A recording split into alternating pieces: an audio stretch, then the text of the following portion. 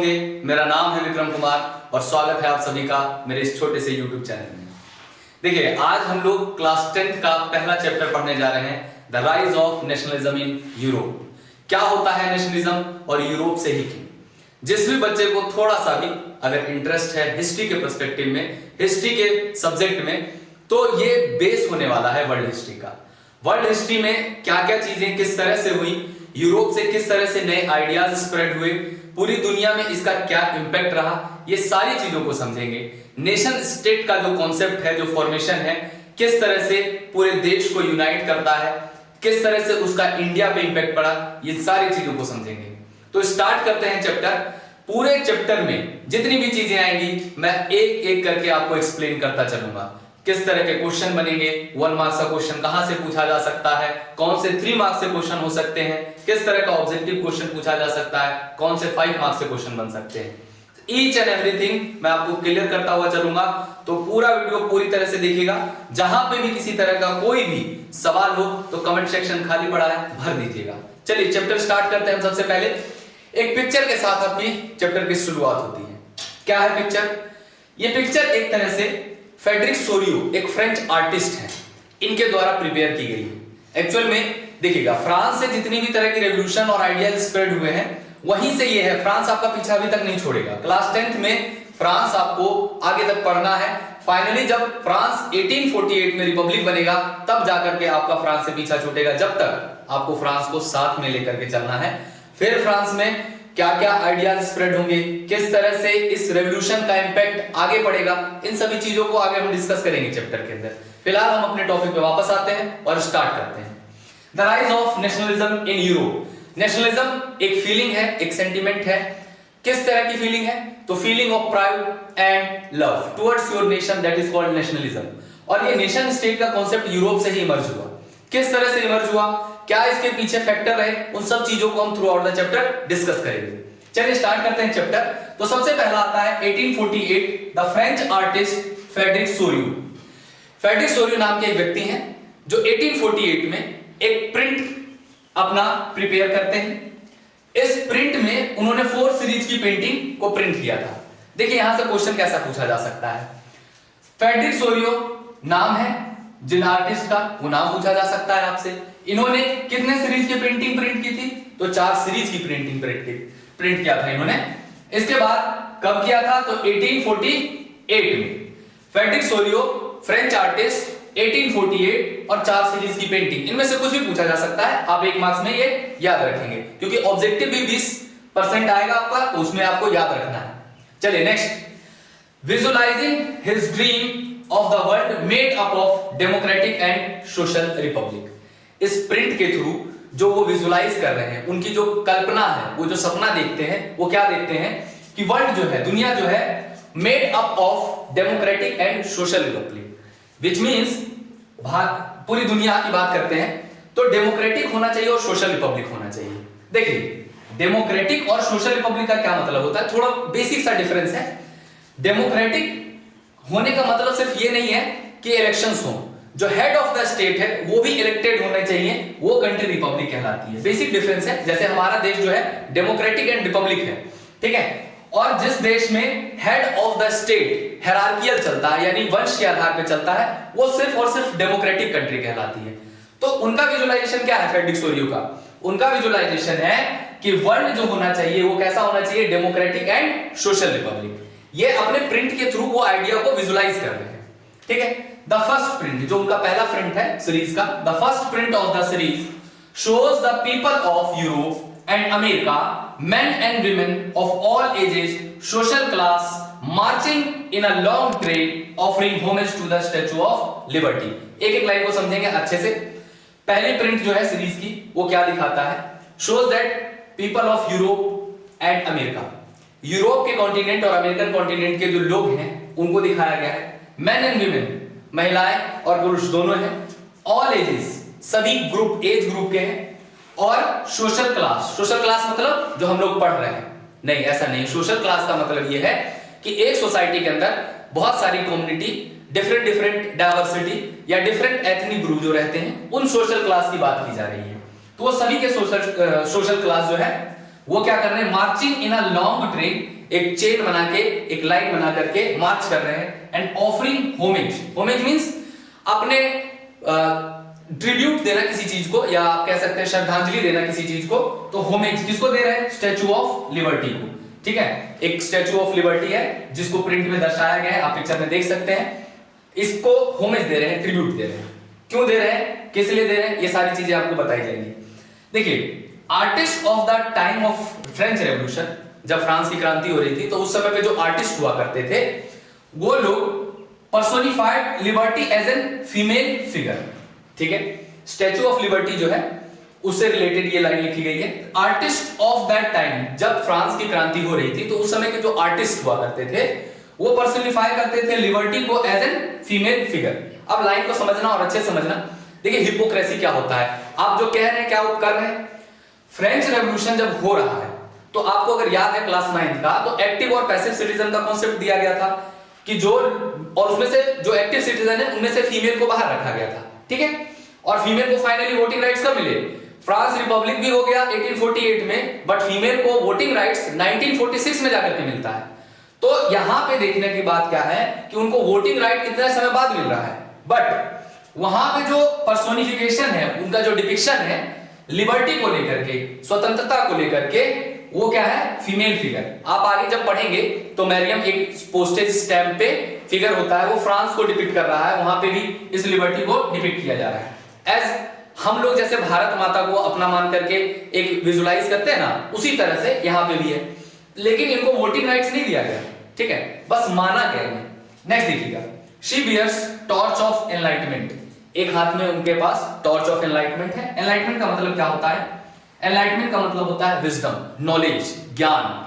ठीक है, torch of enlightenment, ऐसा आप कह सकते हैं ना, टॉर्च से क्या आता है, लाइट आता है, रोशनी आता है, तो वो अंधेरे को खत्म कर देता है। और अंधेरे को किस चीज को खत्म करने के लिए क्या चाहिए, ज्ञान चाहिए, ज्ञान की ज्योति। इसी तरह से आप समझ सकते हैं, bears torch of enlightenment. And दूसरा है आपका charter of the rights of man. ध्यान दीजिएगा यहाँ पे, charter of the rights of man only, not women. Women को एक्सक्लूड रखा गया है यहाँ पे। ठीक है, बट स्टिल जब फ्रांस की क्रांति हो रही थी, तो फीमेल फिगर को लिबर्टी को की तरह पोर्ट्रे किया जा रहा था। ठीक है, इन फोरग्राउंड, पिक्चर के आगे में आप देखेंगे तो foreground of the image lies the shattered remain of the symbol of absolutist institution.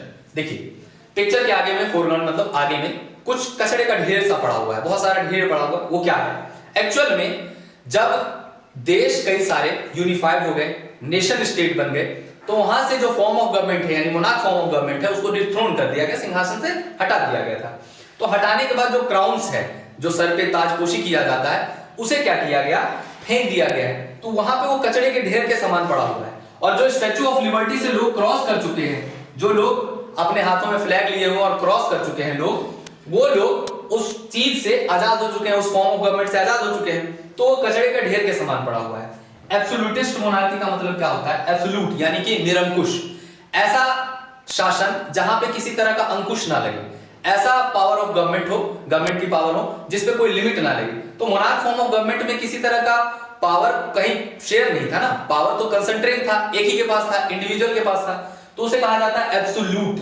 ठीक है, एब्सोल्यूटिस्ट इंस्टीट्यूशन। तो इसी चीज को, इस सिंबल्स को, जो क्राउन है या बाकी सारे सिंबल हैं, जो फ्लैग है रॉयल स्टैंडर्ड के, वो सारे के सारे वहां पे कचरे के ढेर के समान पड़ा हुआ है उस पिक्चर के अंदर।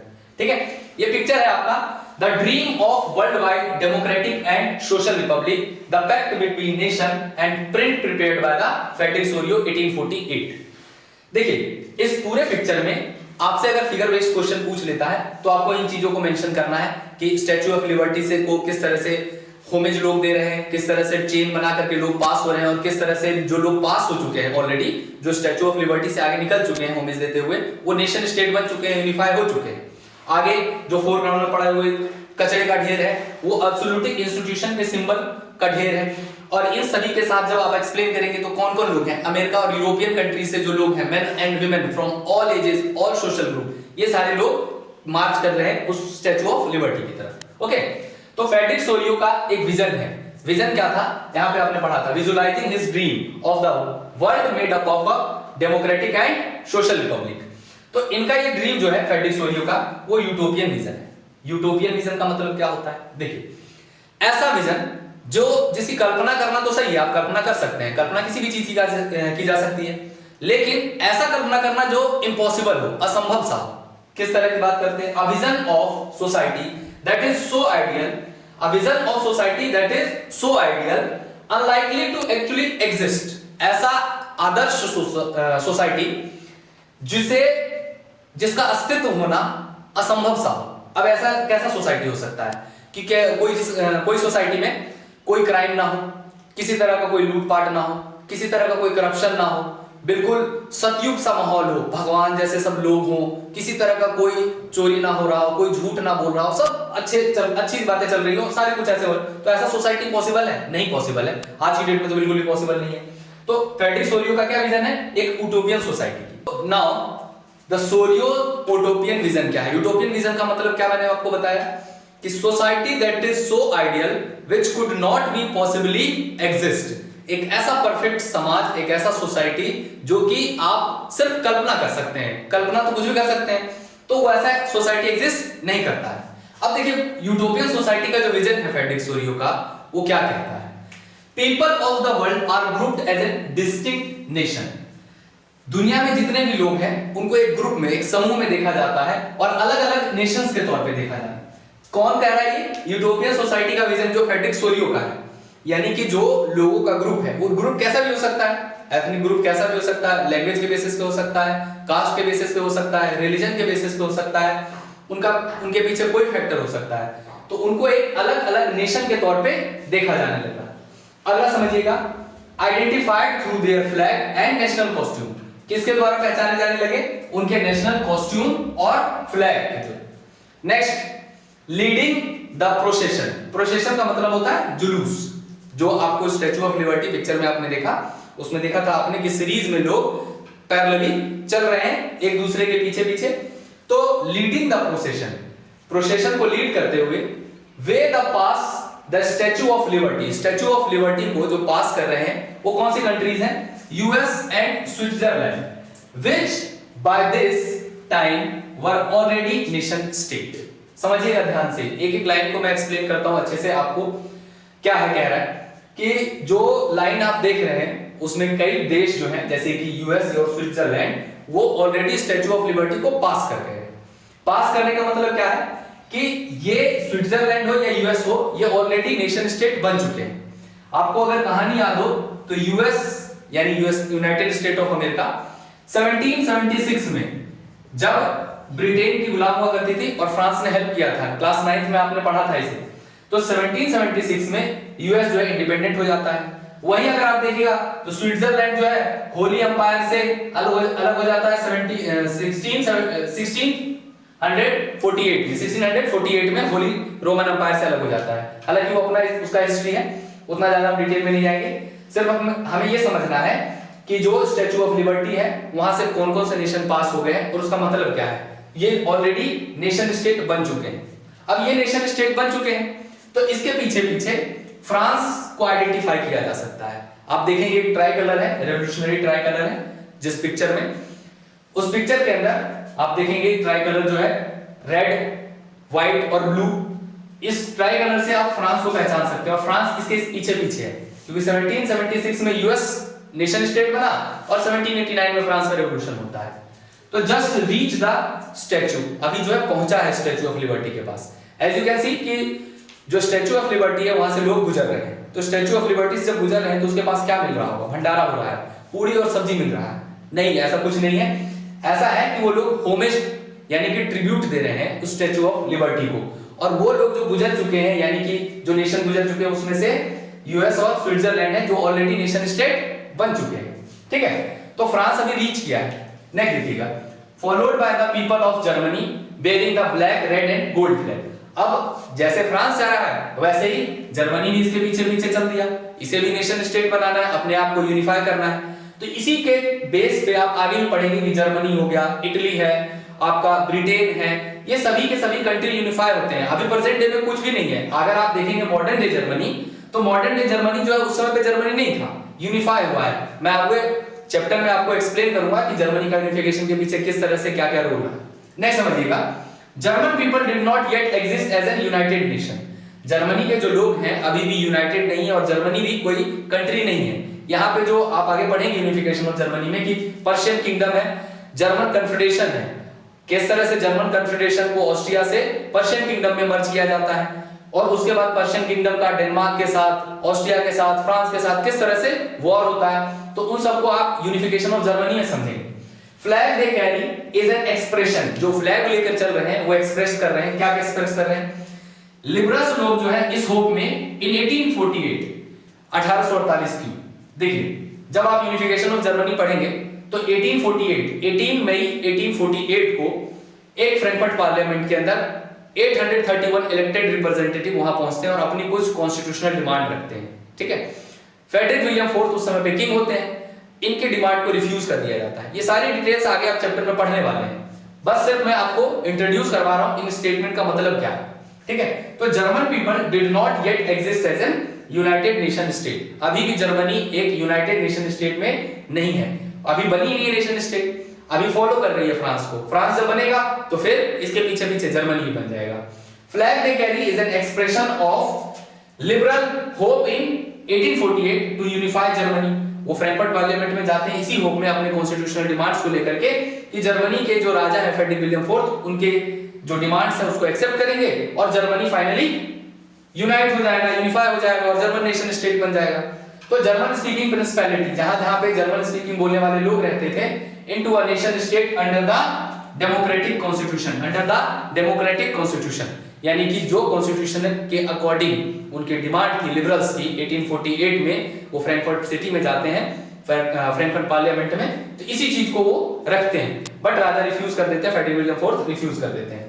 फॉलोइंग जर्मनी, अब जर्मनी को फॉलो करते हुए ऑस्ट्रिया और हंगरी हो गए। ऑस्ट्रिया और हंगरी जो है हैब्सबर्ग एम्पायर है, एक एम्पायर हुआ करता था, तो ऑस्ट्रिया और हंगरी आज की डेट में सेपरेट नेशन है।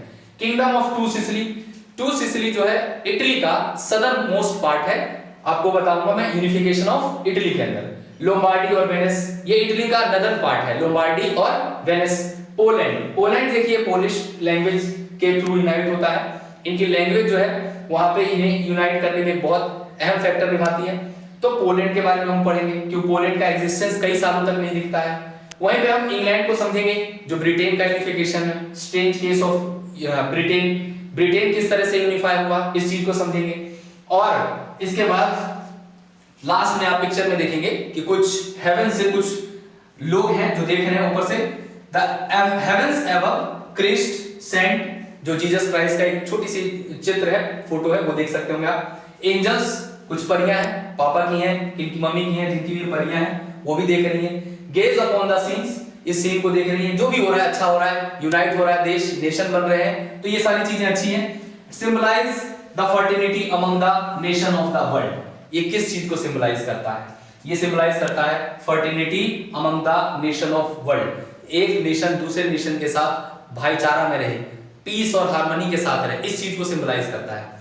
तो ओवरऑल आपने इस पूरे पिक्चर को पढ़ा, फ्रेडरिक सोरियो के द्वारा जो 4 सीरीज की पेंटिंग प्रिपेयर की गई, उस पूरे के पूरे पिक्चर को पढ़ा और इस पिक्चर के थ्रू क्या क्या वो विजुलाइज करते हैं, यूटोपियन सोसाइटी का जो विजुलाइजेशन करते हैं, उसको आपने समझा। अब ये यूटोपियन सोसाइटी एग्जिस्ट करेगी नहीं करेगी, ये हम आगे की कहानी देखेंगे, हालांकि करती तो नहीं है और करेगी भी नहीं, ये मैं आपको भी बता देता हूं, बट स्टिल जो यूटोपियन सोसाइटी की विजुलाइजेशन है, कल्पना किया है इन्होंने, उसके आसपास तो नेशन स्टेट बन सकते हैं ना। तो उस स्टैच्यू ऑफ लिबर्टी को जो होमेज देते हुए कंट्रीज पास हो रही हैं, वो ऑलरेडी नेशन स्टेट बन चुका है, और उस आइडिया को कैरी फॉरवर्ड पीछे के लोग जैसे France, Germany, Italy, Britain, Austria, Hungary, Poland, England, ये सारे के सारे लोग इसको फॉलो कर रहे हैं और अपने आप को यूनाइट करेंगे एज ए नेशन स्टेट को। फ्रेडरिक सोरियो क्या विजुलाइज कर रहे हैं, किस तरह का democratic and social Republic nation state का फॉर्मेशन चाहते हैं, क्या यूटोपियन विजन है उनका, ठीक है। तो इन सबको जब समराइज करके पढ़ते हैं तो किस तरह से आगे नेशन स्टेट का फॉर्मेशन होता है, समझिएगा ध्यान से कि during the 19th century nationalism emerged as an force which brought sweeping change in political and mental world in Europe. देखिए, जो फ्रांस में रेवोल्यूशन हुआ उसने बहुत बड़ा एक इंपैक्ट दिया देश और दुनिया को, जो यूरोपियन कंट्रीज है वहां पे ये रेवोल्यूशन का इंपैक्ट इस तरह से पड़ा कि बाकी देश इसी को फॉलो करने लगे। जैसा कि आपने देखा था कि स्टैच्यू ऑफ लिबर्टी से यूएस और स्विट्जरलैंड पास कर चुके हैं, नेशन स्टेट बन चुके हैं। अब नेशन स्टेट बन चुके हैं तो उसको फॉलो कर रहा है फ्रांस, और फ्रांस को फॉलो करते हुए Germany, Italy, Britain, Austria, Poland, ये सारी की सारी कंट्री उसको फॉलो कर रही है। तो फॉलो कर रही है तो किस चीज के लिए फॉलो कर रही है? वो पकड़म पकड़ाई थोड़ी खेल रहे हैं, वो क्या कर रहे हैं, एक दूसरे के पीछे नेशन स्टेट के आइडियाज को लेकर के चल रहे हैं कि वो भी यूनिफाई हो, डिफरेंट फॉर्म ऑफ गवर्नमेंट वहां पे एस्टेब्लिश हो। ओके, तो ये पॉलिटिकल और मेंटल वर्ल्ड जो है यूरोप का, वो पूरी तरह से चेंज हो गया। अब देखिए चेंज क्या हुआ, तो रिजल्ट ऑफ दीज चेंजेस, किस तरह का चेंज हुआ, emergence of nation state in place of multi dynastic empire. ठीक है, इसे थोड़ा सा मैं आपको इंडियन कंटेक्स्ट में समझाता हूं। देखिए 1947 से पहले हम लोग जब ब्रिटिश के अंडर थे तो हुआ क्या था कि हम लोग छोटे छोटे प्रोविंस और टेरिटरीज में बटे हुए थे। कहीं नवाब का रूल हुआ करता था तो कहीं किंग का रूल हुआ करता था, बहुत सारे रियासतों में हम लोग बटे हुए थे। ठीक, लेकिन हमारे देश के अंदर एक सेंस ऑफ कलेक्टिव आइडेंटिटी कैसे डेवलप हुआ, जब ब्रिटिशर्स के रूल में हम लोग थे तो हमारा स्ट्रगल सेम रहा। हमने उस समय पे ये महसूस किया, ये फील किया कि जब हमारा स्ट्रगल सेम है तो हमारे अंदर जो सेंस ऑफ कलेक्टिव आइडेंटिटी है, जो इमोशन है, वो यूनाइट हमारे को करता है, फोर्ज करता है। ठीक है, तो जो मल्टी डायनेस्टिक अंपायर हुआ करते थे, जैसे होली रोमन अंपायर हो गया, हैब्सबर्ग अंपायर हो गया, बर्बन डायनेस्टी अंपायर हो गया, ये सारे के सारे अंपायर रूल किया करते थे यूरोपियन कंट्रीज में। तो इनकी जगह पे जब नेशन स्टेट का इमर्जेंस हुआ, कॉन्सेप्ट आया। देखिए मॉडर्न नेशन स्टेट का और नेशन स्टेट में डिफरेंस क्या है मैं आपको अभी एक्सप्लेन करूंगा, लेकिन पहले समझ लीजिए कि नेशन स्टेट का फॉर्मेशन कैसे हुआ, इमर्जेंस ऑफ नेशन स्टेट कैसे हुआ। तो इमर्जेंस ऑफ नेशन स्टेट इस तरह से हुआ कि वहां के जो मल्टी डायनेस्टिक अंपायर थे उसके अगेंस्ट रिवोल्ट और रेवोल्यूशन हुए। रेवोल्यूशन हुआ तो वहां के जो राजतंत्र यानी मोनार्क फॉर्म ऑफ गवर्नमेंट जो होता था उसे डिथ्रोन किया गया, और सभी लोगों ने जो छोटे छोटे मल्टी डायनेस्टिक अंपायर में बटे हुए थे उन्होंने अपने आप को यूनिफाई कर लिया। समझिएगा किस तरह से कि बहुत एक बड़ी टेरिटरी है जिसके अंदर बहुत सारी रियासतें हैं, छोटे छोटे टेरिटरीज हैं, और ये छोटी छोटी टेरिटरीज क्या करती थी, एक दूसरे के साथ वॉर में हमेशा एंगेज होती थी। इनका कभी भी ट्रेड एक साथ नहीं हो पाता था क्योंकि ये अलग अलग अंपायर थे। ठीक है, कहीं ज्यादा टैक्स बैरियर, किसी तरह का टैक्स बैरियर है तो किसी तरह का किसी और तरह का बैरियर है, तो इनसे कभी भी एक यूनिफिकेशन, ये नेशन स्टेट का फॉर्मेशन होना संभव नहीं था। लेकिन नेशन स्टेट का जब कॉन्सेप्ट आया तो इमर्जेंस हुआ, emergence of nation state in place of multi dynastic, यानी कि बहुत सारे मल्टी डायनेस्टिक अंपायर जो थे वो सब के सब नेशन स्टेट में कन्वर्ट होना शुरू हो गए। ठीक है, the concept and the practice of modern nation state. देखिए मॉडर्न नेशन स्टेट क्या होता है और नेशन स्टेट क्या होता है। नेशन स्टेट जो प्रैक्टिस में आ रहा था, एक ज्योग्राफिकल, एक पॉलिटिकल बाउंड्री जिसके अंदर कुछ सिटीजन जो कि कुछ कॉमननेस को शेयर करते हैं, वो नेशन स्टेट है। मॉडर्न नेशन स्टेट क्या है, इन विच centralized power exercise sovereign control clearly defined territory over the clearly defined territory। देखिए समझिएगा इस चीज को क्या है। देखिए जो आज की डेट में हम मॉडर्न नेशन स्टेट को प्रैक्टिस करते हैं वहां पे एक सेंट्रलाइज्ड पावर एक्सरसाइज किया जाता है और सोवरेन कंट्रोल होता है over the defined territory. For example हम अगर इंडियन कंसेप्ट में समझें तो हमारे देश के अंदर डिफरेंट लेवल ऑफ गवर्नमेंट है। डिफरेंट लेवल ऑफ गवर्नमेंट होने के बावजूद भी एक गवर्नमेंट होती है जिसे हम सेंट्रल गवर्नमेंट या यूनियन गवर्नमेंट कहते हैं, उसी के पास पूरा सोवरेन कंट्रोल होता है। और ये डिफाइंड टेरिटरी का मतलब क्या है कि ये हमारी एक ज्योग्राफिकल और पॉलिटिकल बाउंड्री है, इसके अंदर जितने भी लोग रहते हैं वहां के लोगों के ऊपर जो सोवरेन कंट्रोल रहेगा वो किसका रहेगा, एक सेंट्रलाइज्ड पावर का रहेगा, एक यूनियन गवर्नमेंट जो हमारी है उसका रहेगा। तो उसी को कहा गया है जो आज की डेट में हम प्रैक्टिस कर रहे हैं, मॉडर्न स्टेट। हमारा देश आज डेमोक्रेटिक फॉर्म ऑफ गवर्नमेंट है और डेमोक्रेटिक फॉर्म ऑफ गवर्नमेंट में कॉन्स्टिट्यूशन है, तो कॉन्स्टिट्यूशन के थ्रू जो सोवरेन कंट्रोल करेगा, जो फॉर्म ऑफ गवर्नमेंट जो जनता के द्वारा चुनी जाएगी, उसे हम मॉडर्न स्टेट कहते हैं। क्लियर? नाउ आई होप कि आपको समझ में आ रहा होगा, और नहीं आ रहा है तो कमेंट सेक्शन खाली पड़ा है, भरते जाइएगा। A nation state was one in which the majority of its citizen. Nation state क्या होता है?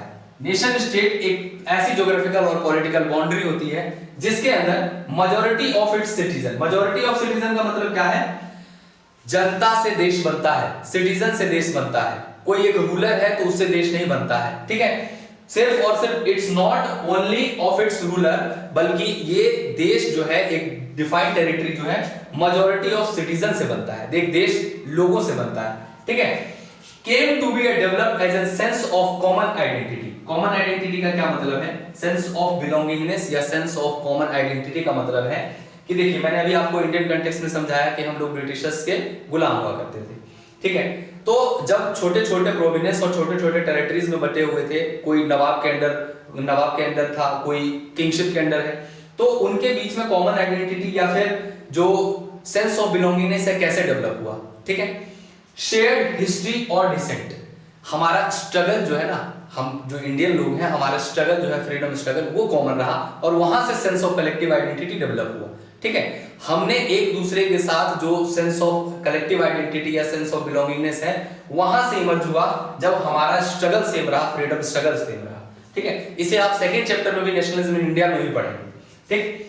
Commonness did not exist from the time immemorial, which means कि कॉमननेस हमारे अंदर जो है बहुत प्राचीन समय से नहीं रहा, एक समय के बाद आया है। और वो समय कौन सा था? जब हमारा फ्रीडम स्ट्रगल कॉमन रहा, हमने ब्रिटिशर्स के अगेंस्ट इंडिपेंडेंस के लिए एंटी नेशनलिस्ट नहीं, एंटी एम्परलिस्टिक जो एम्परलिज्म है उसके अगेंस्ट में हमने स्ट्रगल किया, तो उसके बाद हमारे पास ये कॉमननेस डेवलप हुआ। It was forced through the struggle, through the action of leaders का क्या रोल रहा? देखिए, जब आपने फ्रांस में पढ़ा था कि बहुत सारे पॉलिटिकल थिंकर्स आए, जीन जैक रूसो आए, वोल्टायर हैं, इमैनुअल कांत हैं, मोंटेस्क्यू के बारे में आपने पढ़ा।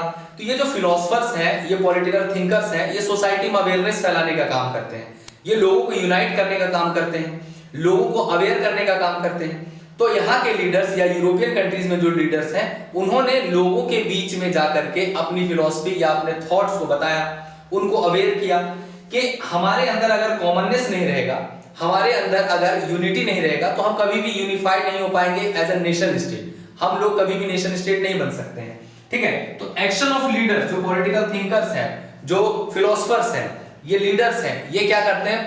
लार्ज मास को मोबिलाइज करते हैं अपने स्पीचेस के थ्रू, अपने आइडियाज के थ्रू, अपने थॉट्स के थ्रू, ठीक है, और अपनी फिलोसफीज के थ्रू।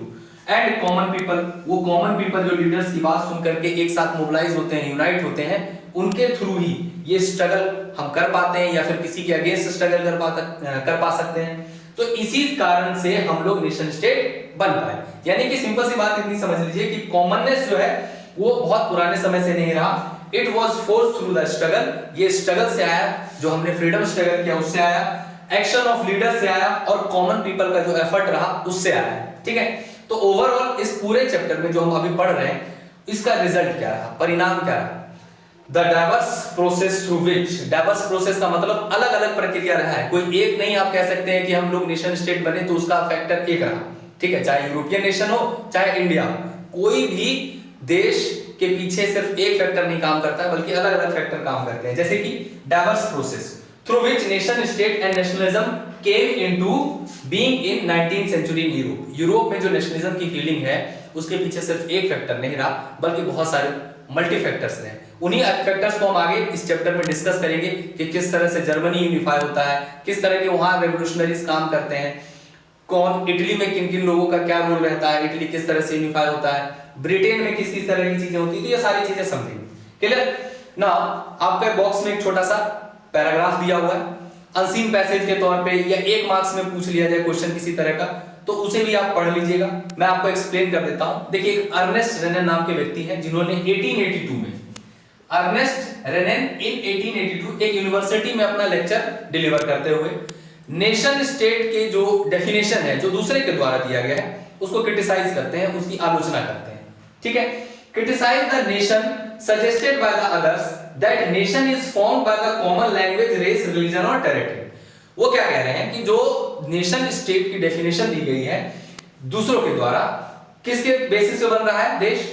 कॉमन लैंग्वेज, अगर एक जैसी भाषा बोलने वाले लोग हैं तो उनके बेसिस पे, रेस, रिलीजन और टेरिटरी, यानी कि अगर उनका रेस, उनका रिलीजन एक है या किसी एक पर्टिकुलर क्षेत्र में रहते हैं, तभी नेशन स्टेट बनता है। ये नेशन स्टेट की डेफिनेशन दूसरे के द्वारा सजेस्ट की गई थी, ठीक है। लेकिन इन्होंने कहा कि नहीं, ये बात सही नहीं है।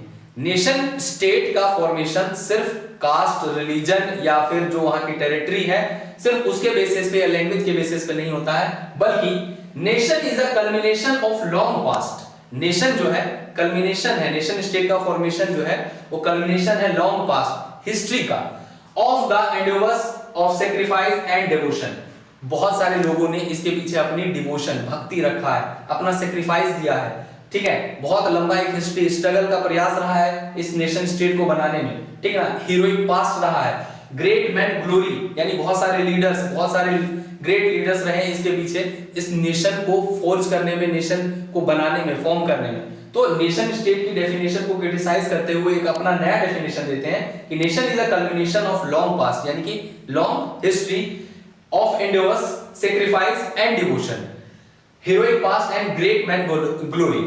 ये मतलब नया एक डेफिनेशन उन्होंने दिया, और पुराने डेफिनेशन को जो दूसरे के द्वारा सजेस्ट किया गया था उसे क्रिटिसाइज करते हैं। इसे आप इंडियन कॉन्टेक्स्ट में समझ लीजिए। अगर नेशन स्टेट सिर्फ और सिर्फ रिलीजन के बेस पे, रेस के बेस पे, एक टेरिटरी के बेस पे बनता है, तो फिर इंडिया एक नेशन नहीं होता, क्योंकि इंडिया में तो बहुत डाइवर्सिटी है। यहाँ पे एक जगह से दूसरे जगह जाएं तो भाषा बदल जाती है, ठीक है। With in the religion caste की कैटेगरीज आ जाती है, कास्ट के अंदर भी बहुत सब कास्ट आ जाते हैं। तो इतना डाइवर्स जो इंडिया है वो नेशन कभी नहीं बनता, ठीक है। अगर सिर्फ और सिर्फ ये सजेशन किया जाता है, अगर ये डेफिनेशन को हम माने कि कॉमन लैंग्वेज, हमारी भाषाएं देख लीजिए कितनी सारी हैं, रेस, रिलीजन, टेरिटरी देख लीजिए, बहुत सारे टेरिटरीज हैं आपके, रिलीजन देख लीजिए, बहुत सारे धर्म हम फॉलो करते हैं, सभी के सभी अलग प्रैक्टिसेस हैं। तो सिर्फ और सिर्फ ये कह देना कि अगर नेशन एक है और सिर्फ लैंग्वेज के बेस पे या रेस के बेस पे या रिलीजन के बेसिस बनता है, तो नहीं बनता है। तो समवेयर नेशन का कांसेप्ट जो है, नेशन स्टेट का कांसेप्ट जो है वो कैसे बनता है, culmination of long past, long history. और हमारे देश में जो हिस्ट्री है वो कॉमन रहा है, ठीक है। फ्रीडम स्ट्रगल ने यूनाइट किया है लोगों को, वहीं से हम लोग यूनिफाइड हुए। अब आगे जो जो चीजें हम टॉपिक पढ़ने वाले हैं उसे हम क्या पढ़ेंगे उसे हम डिस्कस कर लेते हैं एक बार। The French revolution and the idea of nation. The French revolution कुछ याद आ रहा है? क्लास 9th, हाँ, क्लास 9th का ही टॉपिक है जिसे हम आगे पढ़ेंगे जब नेपोलियन के बाद, नेपोलियन यानी कि 1804 में जब नेपोलियन थ्रोन असेंड करते हैं तो कौन कौन सा रिफॉर्म्स लाते हैं। 1804 का नेपोलियनिक कोड पढ़ेंगे हम लोग, और 1815 में बैटल ऑफ वाटरलू में जब डिफीट होता है तो हम उस नेक्स्ट टॉपिक को पढ़ेंगे जिसे कहा गया न्यू कंजर्वेटिज्म आफ्टर 1815। तो नेपोलियन वाला पार्ट से लेकर के 1848 तक जब तक फ्रांस रिपब्लिक नहीं बनता, फ्रेंच रेवोल्यूशन आपको पढ़ना है। इसीलिए कहा गया था क्लास 9th में फ्रेंच रेवोल्यूशन अच्छे से पढ़ लीजिए। खैर अगर नहीं कोई पढ़े यहाँ पे समझ में आएगा, निश्चिंत रहिए। And the idea of nation, कौन कौन से ऐसे स्टेप लिए गए फ्रांस में ताकि देश को यूनिफाई किया जा सके, नेशन स्टेट बनाया जा सके, लोगों के बीच में जो राजा के अगेंस्ट जो एक भाव था, या कह सकते हैं आपकी जो मोनार्क फॉर्म ऑफ गवर्नमेंट के अगेंस्ट जाकर के कॉन्स्टिट्यूशनल मोनार्क स्टैब्लिश किया गया था, तो फ्रांस को पूरी तरह से रिपब्लिक बनाने के लिए जो प्रयास था, आइडिया ऑफ नेशन, उसके बारे में पढ़ेंगे। The making of nationalism in Europe, Europe के अंदर यानी कि जर्मनी, इटली, ब्रिटेन, पोलैंड, ये सारी की सारी कंट्री में क्या क्या रहा उसे हम सब टॉपिक्स में पढ़ेंगे। नए क्लास का इमर्जेंस, एरिस्टोक्रेट क्लास क्या था और न्यू मिडिल क्लास क्या था, ठीक है। What did liberal nationalism stand for? Liberal लोगों का क्या पर्सपेक्टिव था नेशनलिज्म को देखने के लिए, किस तरह से लिबरल लोगों ने प्रयास किया नेशन स्टेट के लिए, वो पढ़ेंगे। और नेक्स्ट टॉपिक है आपका न्यू कंजर्वेटिज्म, जो पुराने ऑर्थोडॉक्स लोग थे जो मोनार्क फॉर्म ऑफ गवर्नमेंट को सपोर्ट करते थे, उनका क्या पर्सपेक्टिव रहा, उन्होंने क्या चेंजेस को एक्सेप्ट किया और किस चीज को डिनाई किया। ट्रीटी ऑफ वियना इसी में हम पढ़ेंगे, ठीक है। और द रेवोल्यूशनरी, रेवोल्यूशनरी मींस क्रांति करने वालों को क्रांतिकारी कहा जाता है, जो रेवोल्यूशन को जन्म देते हैं, ठीक है। तो इनमें हम नाम पढ़ेंगे यूसुफ मजीनी का, जो एक इटली के बहुत बड़े ग्रेट लीडर्स और रेवोल्यूशनरीज में से एक रहे, ठीक है। उनका क्या कंट्रीब्यूशन रहा, उनके लिए क्या स्टेटमेंट बोलेंगे, इन सभी चीजों को हम डिस्कस करेंगे इस टॉपिक में। द एज ऑफ रेवोल्यूशन 30 से लेकर के 1848 तक। इस दौरान क्या हुआ था, जुलाई अपराइजिंग के बाद जुलाई 1830 में एक फिर स्पार्क होता है, और उसके बाद फ्रांस जो है कॉन्स्टिट्यूशनल मोनार्क की तरफ बढ़ता है, और इसका इंपैक्ट बाकी अदर कंट्रीज पे भी पड़ता है, जैसे ग्रीस वॉर ऑफ इंडिपेंडेंस आप पढ़ेंगे, फिर यूनाइटेड किंगडम का सेपरेशन पढ़ेंगे, तो उन सभी चीजों में इसका क्या इंपैक्ट रहता है वो आप पढ़ेंगे। The romantic imagination and national feeling, romantic imagination, बस वो रोमांटिक नहीं, कई बार क्या होता है ऑफलाइन क्लास में जब मैं पढ़ा रहा होता हूँ तो बच्चों के चेहरे पे मुस्कुराहट आ जाती है, आपके चेहरे पे मुस्कुराहट आया होगा इस वर्ड को पढ़ के, लेकिन ऐसा कुछ नहीं है। रोमांटिक इमेजिनेशन यानी कि पोएटिक वे में सॉन्ग्स के थ्रू जो लिखा गया, जिसे गाया गया, उसके थ्रू कैसे नेशनलिज्म की फीलिंग को फोर्ज किया गया, लोगों के बीच में किस तरह से उस फीलिंग को जगाया गया, इसके बारे में हम लोग पढ़ेंगे। नेक्स्ट है आपका hunger, hardship and popular revolt. लोगों के बीच में जो भूख है, जो संघर्ष है, उनके बीच में इनके कारण जो रिवॉल्ट होते हैं उसके बारे में पढ़ेंगे। नेक्स्ट आता है आपका 1848 the revolution of liberals. 1848 revolution of liberals कैसे? देखिए फ्रांस 1848 में, मैं बार बार कह रहा हूं, जब रिपब्लिक हुआ तो इसका इम्पैक्ट अदर कंट्रीज में पड़ा, तो जर्मनी में फ्रैंकफर्ट सिटी में क्या हुआ, इन सभी चीजों के बारे में पढ़ेंगे।